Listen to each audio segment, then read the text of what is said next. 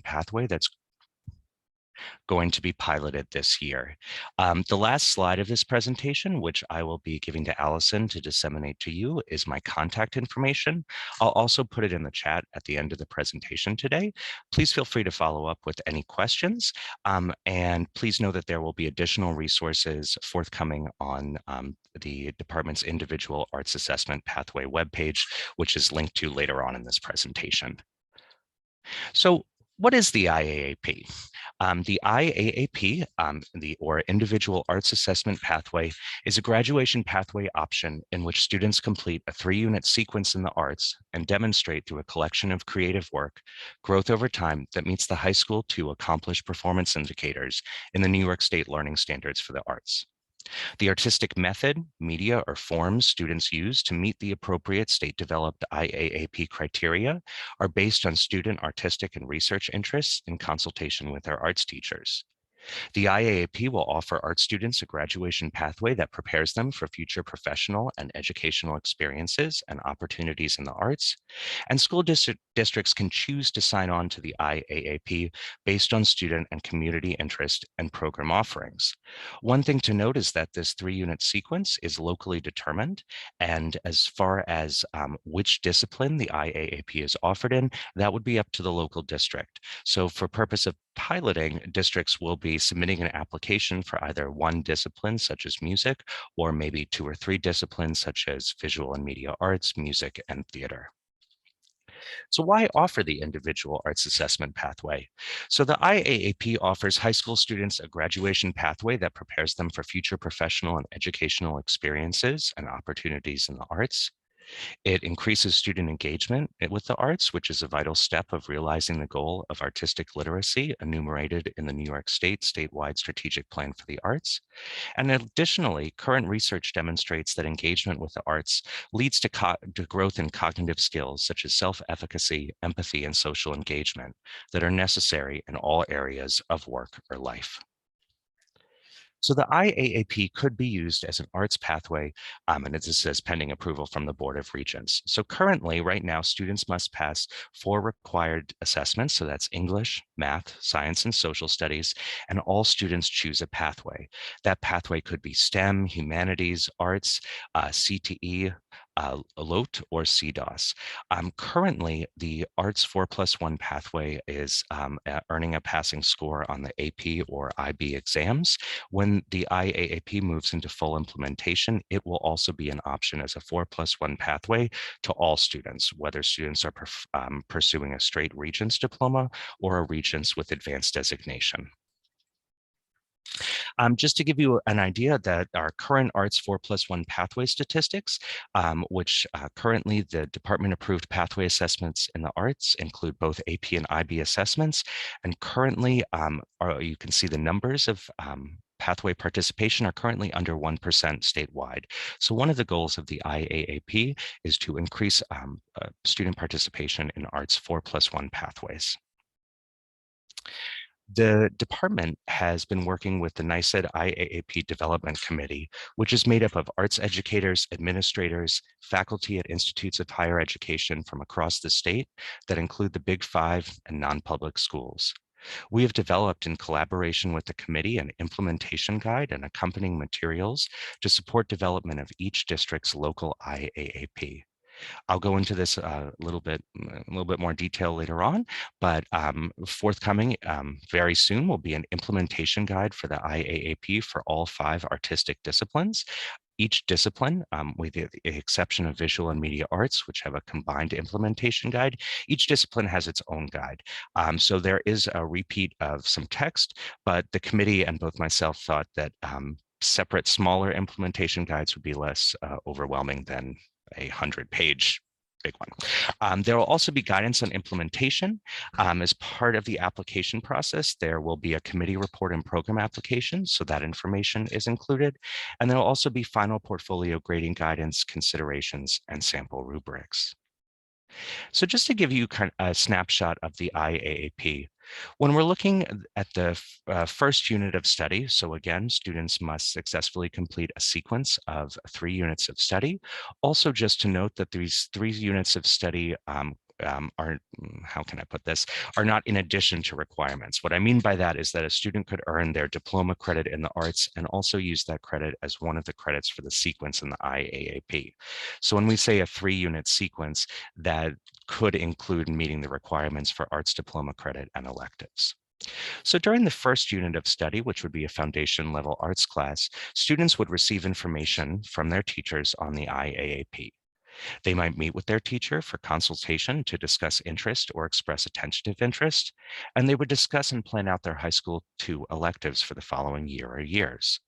As part of the IAAP process for students who are considering continuing on, students would select 1 to 2 creative works that meet state-determined IAAP portfolio criteria with guidance from their teachers. Teachers, during the first unit of study or the first year, would introduce IAAP requirements and survey student interest. They would follow the local district's plan for collection and storage of creative works, either physically or digitally as applicable. And they would assist students select artwork and artifacts that demonstrate their progress and growth through the year, should they continue with the IAAP. Finally, districts in the first year would support teachers by offering PD on implementation of the IAAP, raise awareness of the IAAP with all stakeholders, and develop grading protocols and procedures to train teachers in implementation, which could be spread out over the first 3 years. In the second year or second unit of study, students would declare their intention to continue the IAAP. They would also self-select with teacher guidance 2 to 3 creative works that meet the appropriate art standards and performance indicators at the high school 2 accomplished level using a locally developed rubric or other mechanism. This process of self-selection or curation transitions a portfolio from a working portfolio, which would be just a work saved from a foundation class, to a select portfolio of 2 or 2 to 3 works that are saved for final submission. During the second unit of study, teachers would assist students in development of their creative ideas, provide feedback on creative works, develop or utilize tools for peer and self-assessment, and assist students in choosing work for their select portfolio and counsel on the works included. Local districts would continue to offer PD to teachers on submission, grading, and supporting students through the IAAP. Additionally, districts would prepare to grade submitted portfolios based on their submitted rubric. At the end of the final unit of study, students would assemble a final portfolio and submit for local grading. This final portfolio is a student-curated collection of 5 to 6 creative works, 1 from a foundation class and 2 or more from each of the second and third unit of study. In addition, students would submit measures such as self and peer assessments, reflections, journal entries developed over time, and they would submit their portfolio for final grading. Teachers would provide guidance for students in choosing all elements of the final portfolio. They would develop opportunities for feedback and reflection, such as through critiques, peer or self-assessment, and assist students in submitting their final portfolio for local scoring. Local districts would continue to offer PD to teachers on submission, grading, and supporting students through the IAAP, and they would prepare to submit portfolios or prepare to grade submitted portfolios based on a state and locally developed rubric for the arts that meets the high school 2 accomplished level in the learning standards. Right now, we have had schools, earlier this year, the department surveyed districts who were interested in pilot participation. Schools were just notified of selection to enter the pilot, and this is a timeline of what happens next. In addition, the school districts who are interested in offering the IAAP will be able to apply starting in winter 2023 and would follow a very similar trajectory. So districts were selected to pilot the IAAP. The next step in our pilot is that selected pilot districts will receive our IAAP implementation and application materials. These materials will also be posted on the department's website so that you can review them at your leisure. After school districts receive the IAAP implementation and application materials, districts will convene a local IAAP committee, which completes a report and program application. The committee submits their report to the local Board of Education for consideration and action, and that application is submitted to the SED for approval. The application is approved. The district provides PD for high school arts teachers and raises awareness of the IAAP, and students begin the IAAP pilot year one first unit of study. Just to flesh out what the local IAAP committee and program application will look like, I'll also mention that this process is very similar to the seal of biliteracy, if that is something that your local district has undergone.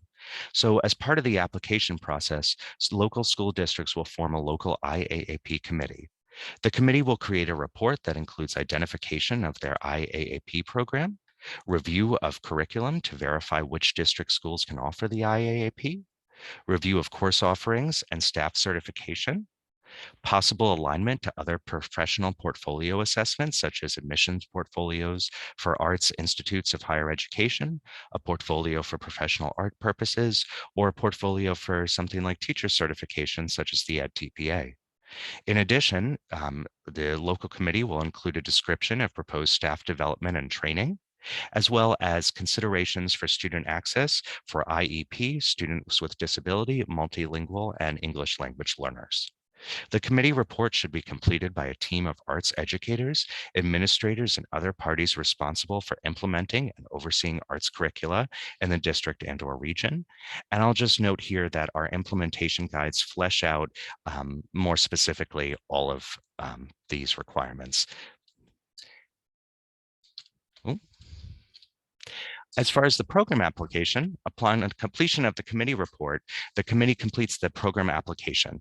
The elements include school information, the projected enrollment, the completed committee report, the program content, so in which discipline or disciplines will the IAAP be offered, a list of current arts course offerings, a grading rubric using the anchor standard frame provided in the implementation guide, a plan for local and regional grading, and identification of a district and/or school IAAP point person. Forthcoming in the next little bit will be an implementation guide for each artistic discipline. As I mentioned, all of these materials will be available on the department's individual arts assessment pathway webpage, which I've linked to above. In addition, a series of professional development modules will be available to assist districts in implementation of their local IAAP. The first three modules will be released with the implementation guides. The first module is getting started, kind of answering the question, why offer the IAAP? The second module is planning and applying for the IAAP. So kind of walking districts and folks through the application and submission process. And then finally, the last PD module is guidance for teachers and students. Later on this year, we'll also be adding an additional module on grading student portfolios, and finally, a module on wrap-up and reflections. We will be piloting this year, we may add additional resources pending feedback from pilot schools. To give you a broad timeline of the individual arts assessment pathway from this past summer to fall of 2023. Over this past summer, we worked asynchronously to prepare drafts of materials for review.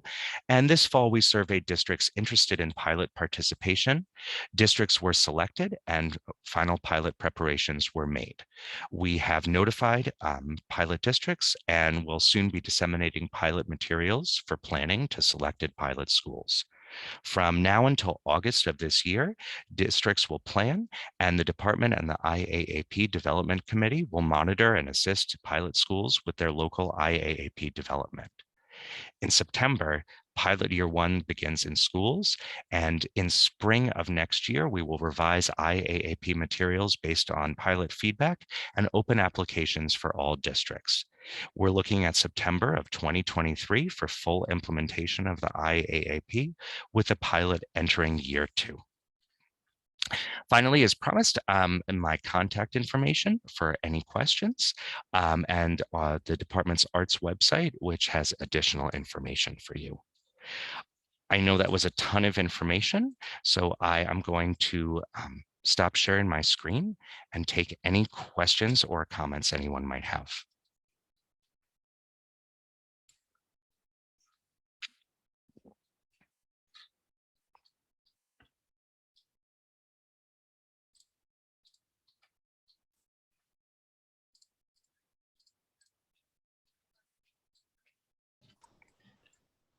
Yeah.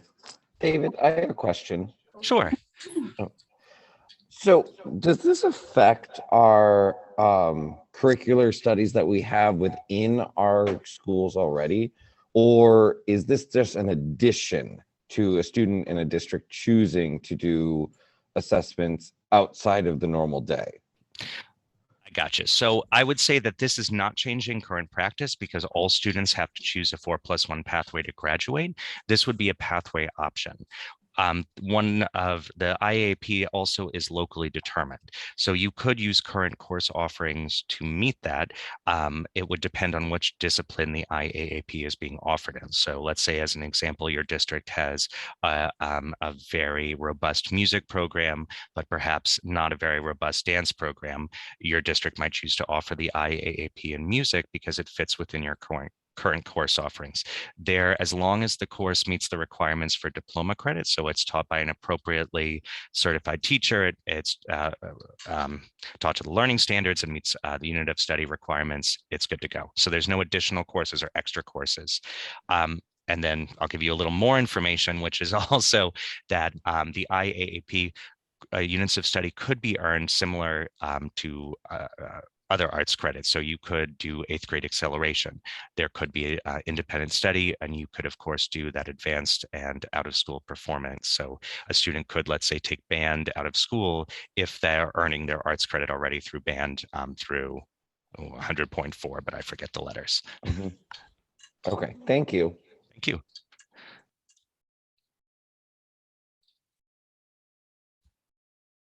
Are there any other questions I could answer?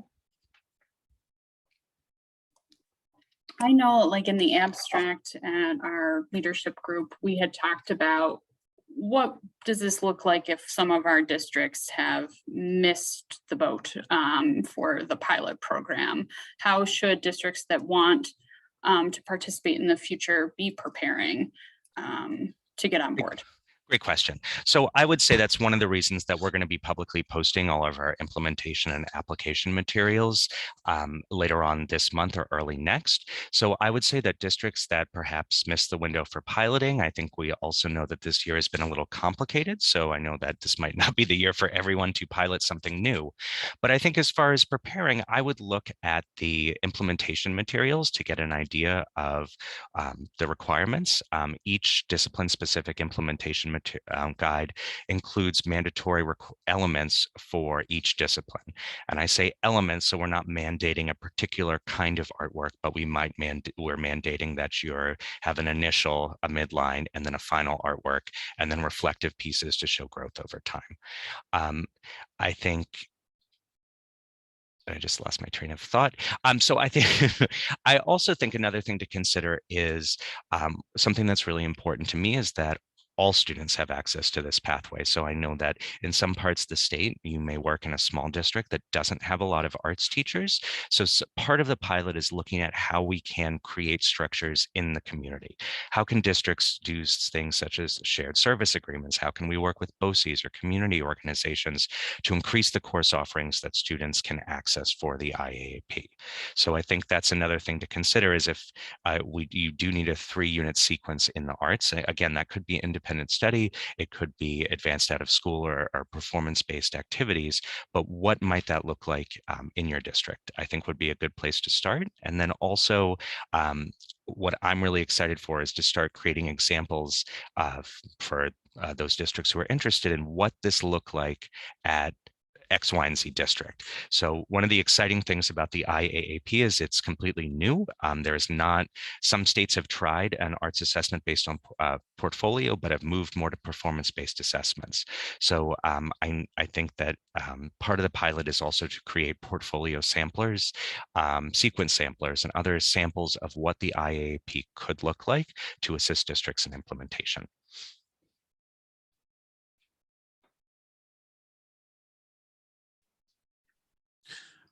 I have 2 questions. Sure. One was, will teachers have a say in student choice too, or do they just choose their pathway and then we kind of have to make it work? I would say that's locally determined, but I think we can say that teachers are students don't have free reign. So as an example, if your district offers the IAAP in music, but a student wants to do it in theater, you offer it in music. And I think same way, if a student has a project, we use the phrase counseling. And I think that we all know, right, that there's some students who might be excited about this pathway, but perhaps it doesn't fit within the course offerings, or there's a concern about the student. So I think that that would be locally determined, but there are kind of guardrails for that. And those could be set up locally as far as like what that looks like. Because of course, attaining the IAP is earning a passing score on this portfolio that meets the high school 2 accomplished level. So we want to make sure that students can meet that level before they're going into that, and also that that you have the supports in place. And you had a second question. Yeah, I mean, it happens all the time, but student transfers in their senior year to Great question. So this would be similar to other transfer situations. So if a student, let's say, was working, I think the easiest thing to say is a student would never be penalized, and transfer credit would be awarded similar to other situations. So let's say the easiest situation would be a student's working on the IAAP in New York City, they move to Onondaga, those credits transfer. But that would, it's a little bit tricky. So we are that, I think, thinking about like how that might work, because especially with the piloting, let's say a student's here but moves there, how that will work. But a student would never be penalized for transferring, and obviously someone who's transferring in from out of state in their senior year wouldn't have the time necessarily to complete 3 units of study and complete a portfolio.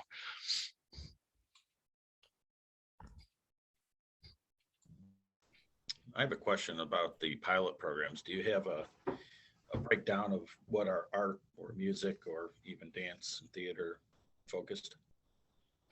I don't at this time, because that's locally determined. So it's going to be up to each pilot school or pilot district to decide which discipline they're offering the IAAP in.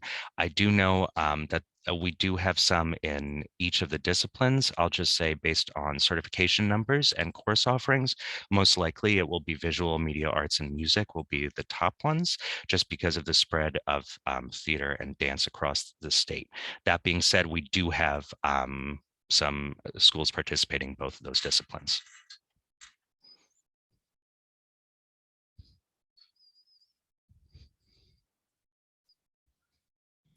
Okay, part B. Is it typical that each school would only choose one pathway, or could you have, like, say, both an art and a music pathway? I think that it would depend on what the school wants to offer. So as an example, you might have students who are really into making sets and art and also doing theater, and you happen to have both of those programs, and perhaps with an independent study you could make that work. So I personally wanted to leave the door open so that schools could do a cross-disciplinary IAAP if that's something that they were interested in.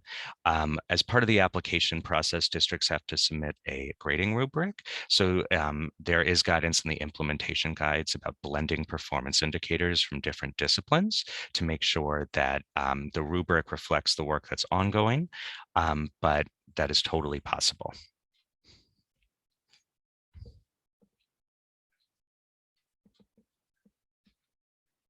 So just to clarify that, you can do, like, if you do both art and music, depending on the kid, they can kind of use both art and music to complete the requirement? Yes. So exactly. So let's say if that was something that a local district was interested in offering, then you might combine performance indicators from the music standards and the visual art standards. Music is a tad bit more complicated because of the special strands at the high school level. So it would just want to make sure that that was all aligned. But it makes sense, because I think we also know that interdisciplinary artwork is kind of is where students want to go. It's like, so especially I think with visual and media arts, or even music and theater and music and dance, they seem like natural fits if you have both programs, or if there's a local program or an independent study. And that can make it more feasible for a smaller school too. Exactly. And schools can also have shared service agreements, so that, let's say a neighboring high school offers courses in a particular discipline that your school or district does not, you could send kids to a neighboring district for courses. So similar, so there are ways of kind of expanding course offerings in that way.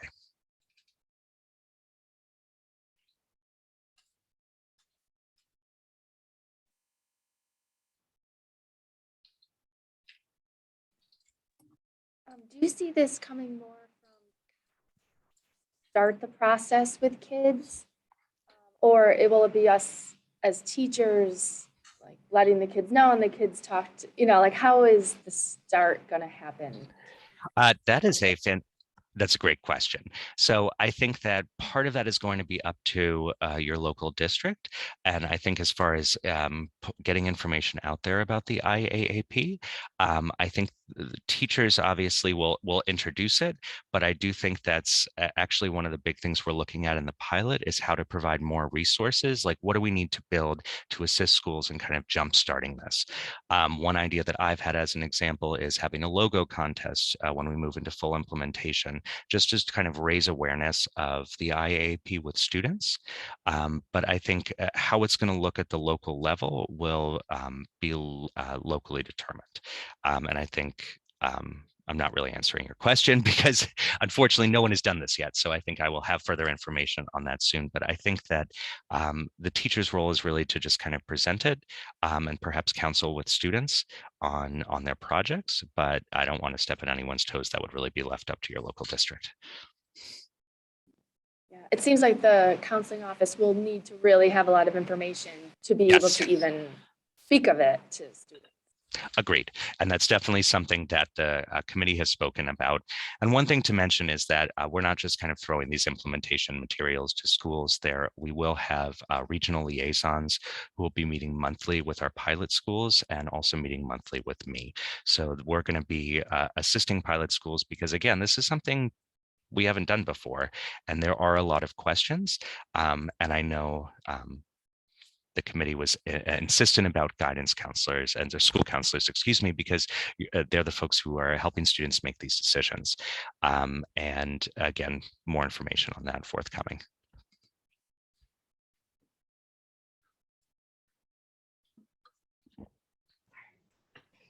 David? Yes. So I just need some clarification for Sure. myself. So after the student does this and they're in the process, at the end of it, they are just going to have a seal on their diploma saying that they have done this process. Like, what is the end result for the student through doing this pathway? That's what I'm just trying to connect with. Sure thing. So in order for students to earn a Regents exam, they need to earn their credit, pass their 4 assessments, and then choose a pathway. So the pathways now are, AP IB for art, there's a CDOS pathway, there's a LOTE pathway. So this will be a pathway option for students. So let's say I'm an art student and I want to focus on my arts instead of taking, let's say, an additional Regents exam or any of the other pathways, I could choose this pathway. And that would earn me my diploma, right? Filled diploma requirements. Now, when you're looking at, let's say, a Regent with advanced designation, those 3 credits are part of the sequence that you need for advanced designation. So that's one of the things that's also a little tricky here because there's the requirement, there's the 1 credit for graduation, then there's, I believe, 3 credits for electives. And then if you go into the advanced designation, it's a 5 credit sequence. So what we're not saying is, here's the sequence, here's the pathway, those could overlap. So it's helping, I mean, I think while this is available to any student in the state, I think it does give students who are want to focus on a portfolio, who might be going on to a professional career in the arts, something that is not the AP or IB. In this case, the portfolio itself is the assessment that students that will earn a passing score on to attain the pathway. Okay, so basically, because I want to talk it back for myself to make sure I definitely got it. So I'm thinking back to my high school experience that we had the chance to do a sequence in music, right? And we took the 5 sequence for the advanced regions. This would cover in that pathway instead of, for instance, having to take the language requirement that was required for our school district. Correct. Yes. Oh, okay. And so then the student can take that pathway, they can advance through it, work through the arts portfolio process, and then graduate with the requirements needed to get that Regents or Advanced Regents diploma. Yes. And so And now that's just a really big highlighted level of we're actually bringing awareness to this as well through this way for the student, saying this is an option. yes. Okay, got that. And I'm just, here's my email in the chat, but I did also, there's a website on multiple pathways. It's not you, it is confusing. Right, it can be, and let me just also, and then I'm also going to put into the chat just a credential summary, which is useful in just seeing kind of diploma requirements. Are there any other questions? I think I have one because I'm Sure. just, again, I'm come from not this land. I'm a librarian by trade. But I'm trying to understand, I think what I'm hearing, again, probably not, but what I'm hearing is that you need 3 units of study to get your regents in that pathway and 5 units of study to get your regents with advanced certification. Designation, yeah. Okay, so you can go 3, you can go 5. I think that was one of the things that we had talked about at the Leadership Network, thinking about the kids that wanted to do a 5, get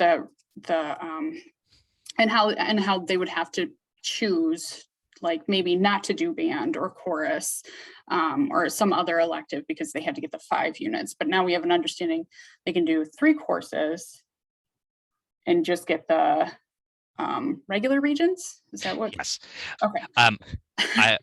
Again, you were not the graduate. Our graduation requirements can very confusing. So let me just pull up. So for just a regular Regents diploma, right? You have your credits, the 1 art, 3.5 electives, your 4 required Regents, and then passing a pathway with a score of 65 or better.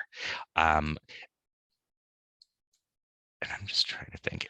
But if you wanted a Regents with advanced designation, the addition to that is you have 7 required Regents exams and 1 pathway and a sequence.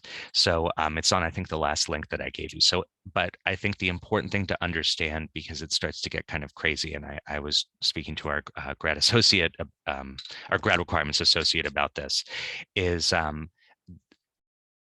I earn my diploma credit in the arts. That credit can count for my diploma credit and the IAAP. If I, let's say, want to take 3 electives, those 3 electives could also apply to the IAAP. So in other words, it's because, and I know this is a little bit confusing and is spelled out a little bit more in the implementation guide, but credits can be inclusive. I think the big difference is the additional 2 units in the arts. Again, a student could earn a Regents with advanced designation also by earning 2 units of credit in world languages and choosing the IAAP as their pathway. There's the credit requirements, the assessment requirements, and then the sequence. And as part of the assessment requirements, there's the passing of assessments and the pathway. It's real simple. So I find, yeah, it's confusing, but did I answer that in a way? Yes, because Okay. now I think I understand that essentially you can double dip and Yes. count the same thing for multiple requirements. Okay.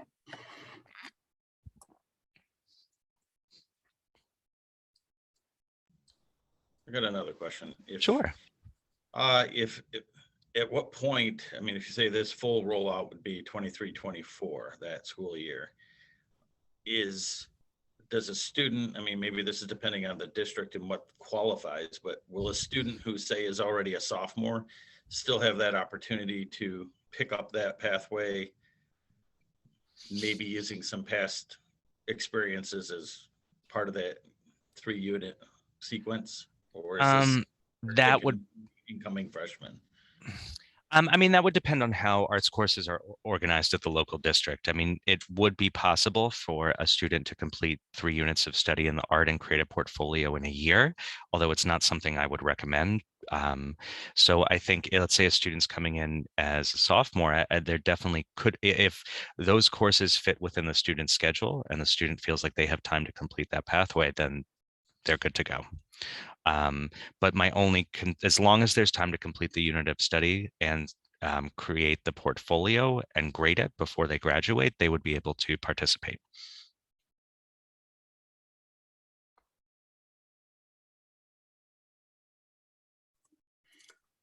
So the districts probably shouldn't mention the pathways and as an option until the districts are approved for this. That's And correct. potentially you could go back in time and look at some of, if again, the structure of the arts course is creating one of these works and doing more of a portfolio thing, you could look back. But the district has to have the approval, and the approval comes from the state to be able That's right. Okay. And I would just caution about perhaps looking back, because realize that depending on, there are mandatory requirements. So it's going to be kind of tricky to take work from previous coursework before the district's approved for the IAAP and try and have that fit, because there are a lot of in addition overtime measures and other materials that need to be included. So I'm not sure that there would be the ability to kind of go back in time for credit in that manner. But does it make sense then for the districts who are interested, even if they're not involved in the pilot, to kind of restructure their courses to include some of these requirements? Is that fair? I mean, I would say that would be up to the local district. If they wanted to do that, I would say that the requirements are not really something that would require restructuring of an arts program. They're more specifics about which work and kind of what overtime measures should be included. So I think at this time, again, we're starting the pilot in September. So I think that I think a wait and see approach at the moment would probably be best, with the idea that there's going to be a lot more information coming out, the implementation guides, the PD modules, and then so further information from schools who are participating in the pilot later on this year. This may be a stretch, but if you're in a district that doesn't have like a theater or dance program, is there a way to kind of finagle like an independent study into participation in like the drama club or the musical or something like that? There is a regulation that does allow advanced out of school performance or participation in performance groups. So that could be something that's locally determined. So let's say there's no theater classes in your school, but there's a theater course at BOCES or in a neighboring district or at a community-based organization. That could be a possibility. Oh, and I'm seeing drama club. Sorry, I just saw your sweatshirt. So you're fine. So yeah, because I our goal is to have students have access, understanding that access sometimes is not necessarily even across the state. So that could be a possibility. So maybe a student goes, their participation in a performance group is a drama club after school, which earns them credit. And then they're in a 2-unit independent study to work on, maybe it's script writing or set design or whatever specific element it might be. Okay.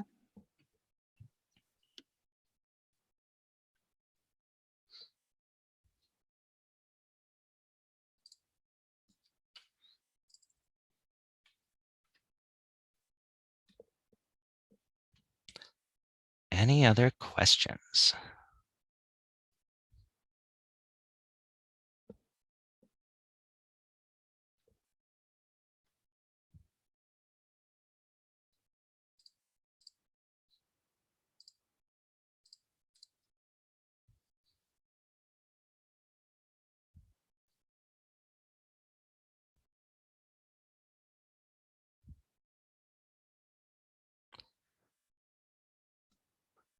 Well, if there are no more questions, I will say thank you so much for having me. I know this is like a lot of information, and it starts to get kind of even more complicated with our grad requirements. So if you're looking over stuff and you're like, wait a minute, I have, what did David say? Email me. I'm happy to